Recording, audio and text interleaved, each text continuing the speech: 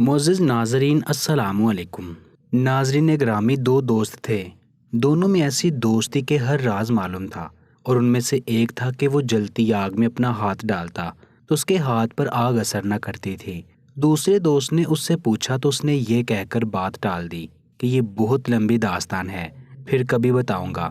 دوست کے اصرار پر اسے بتانے لگا، کہنے لگا کہ تجھے تو معلوم ہے کہ اللہ نے مجھے مال و دولت، شہرت و طاقت اور حسن سب کچھ دیا ہے۔ جب میں نے جوانی کی دہلیز پر پاؤں رکھا تو میں بہت ہی خوبصورت تھا۔ ایک رات میں اپنے گھر کے بال خانے میں ٹہل رہا تھا کہ میں نے دیکھا کہ سامنے گھر کے بال خانے میں ایک بہت ہی خوبصورت لڑکی ٹہل رہی تھی۔ چاند کی روشنی میں اس کا چہرہ چمک رہا تھا۔ میں اسے دیکھتے ہی دل دے بیٹھا۔ میں نے اس سے کہا کہ میں تیرے قدموں میں دولت کے انبار لگا دوں گا، لیکن تو وہ کر جو میں چاہتا ہوں۔ لیکن وہ نہیں مانی۔ میں نے دن رات ایک کر دیے اسے قائل کرنے میں، لیکن وہ نہ مانی۔ اور مانتی بھی کیسے؟ اس کی پرورش ایک نیک گھرانے میں ہوئی تھی۔ پھر ایسا ہوا کہ اس کی شادی ایک غریب اور مزدور گھرانے میں ہو گئی۔ شادی کے کچھ سال بعد اس کے 3 بچے بھی ہو گئے۔ سب یوں ہی چلتا رہا کہ ایسا ہوا کہ شہر میں قحط سالی کا سما ہو گیا۔ غریب اناج کو ترسنے لگے۔ میرے والد نے مجھ سے کہا کہ تو ایسا کر، اناج غریبوں میں تقسیم کر دے۔ میں نے اپنے نوکروں کو لیا اور اناج تقسیم کرنے لگا۔ میں نے دیکھا کہ وہ لڑکی بھی قطار میں اناج لینے کی غرض سے کھڑی ہے۔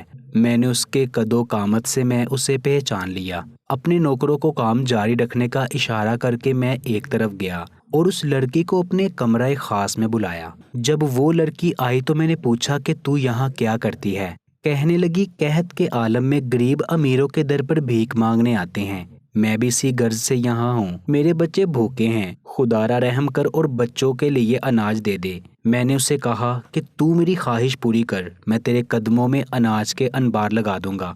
میں نے اسے زنا کا پیغام دیا۔ اس نے انکار کیا اور پلٹ گئی۔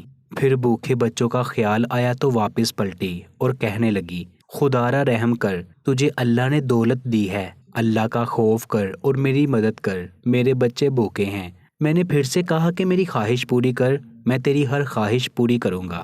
وہ پھر سے کہنے لگی کہ ایسا مت کر، رحم کر، اللہ کا خوف کر اور میری مدد کر۔ میں نے پھر وہی بات دوبارہ دہرائی۔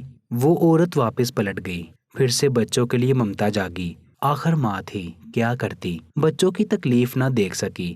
پھر سے پلٹی اور میرے پاس آئی اور سوال کرنے لگی۔ میں نے پھر کہا کہ اگر میری خواہش کو پورا کرے گی تو سب ملے گا، اگر نہیں کرے گی تو سب کو سب ملے گا، تجھے کچھ بھی نہیں ملے گا۔ ایک طرف عزت و آبرو اور دوسری طرف ممتا۔ وہ مجبور تھی، واپس بچوں کے پاس گئی تو بچوں نے کہا کہ ماں، یا تو ہمارا گلا گھونٹ دے یا ہمارے لیے کھانا لے آ۔ یہ سن کر ماں کا کلیجہ پھٹ گیا۔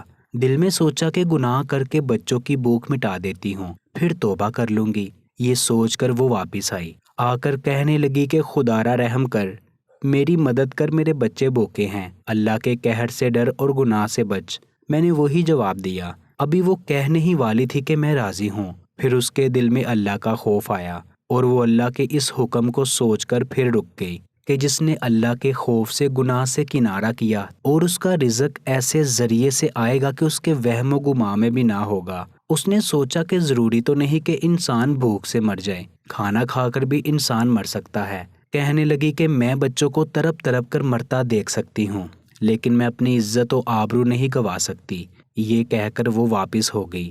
گھر گئی، بچوں کو کھانے کا دلاسا دے کر مصلے پر سر سجدے میں رکھ دیا اور زاروں کی طرح رونے لگی اور فریاد کرنے لگی کہ اے میرے مالک، میں تیرے خوف سے گناہ سے بچ کر آئی، اب تو ہی میرے حال پر رحم فرما اور میرے بچوں کے لیے رزق عطا فرما۔ اتنا کہا ہی تھا کہ دروازے پر دستک ہوئی۔ ناظرین گرامی، سر اٹھا کر دیکھا تو وہی نوجوان کھڑا تھا اور اس کے ساتھ اور بھی نوکر تھے۔ گرج کر بولی کہ آخر اب تو کیا چاہتا ہے؟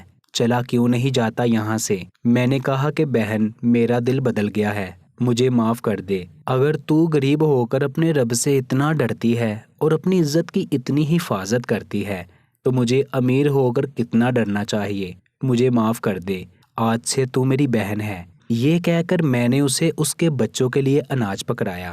ناظرین گرامی، اس نے اناج لے کر آسمان کی طرف دیکھا اور ہاتھ بلند کیے اور دعا کی، اے میرے رب، اگر یہ شخص اپنے قول میں سچا ہے تو میری تجھ سے التجا ہے اور دعا ہے کہ اس پر دنیا و آخرت کی آگ کو حرام کر دے۔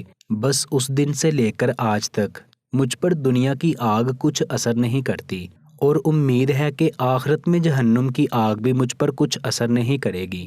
عورت اگر سنور جائے، اللہ کے ڈر سے اپنے دامن کو گناہ سے بچا لے، تو اس کی دعا میں اتنی تاثیر ہوتی ہے کہ جس کے لیے دعا کر دے اس پر دنیا و جہنم کی آگ حرام ہو جاتی ہے۔ اے میری قوم کی بیٹیوں، اٹھو اور عزم کرو، سیدنا فاطمہ الزہرا سلام اللہ علیہ کی کنیز بنو، حضرت عائشہ صدیقہ رضی اللہ تعالی عنہا کا کردار اپناؤ، ام کلثوم کا کردار اپناؤ، تاکہ دنیا دیکھے اور کہے کہ اگر 1400 صدیوں کے بعد کی بیٹیوں کا اس قدر پاک دامن اور کردار ہے تو نبی صلی اللہ علیہ وآلہ وسلم کی ازواج اور بیٹیوں کا عالم کیا ہوگا۔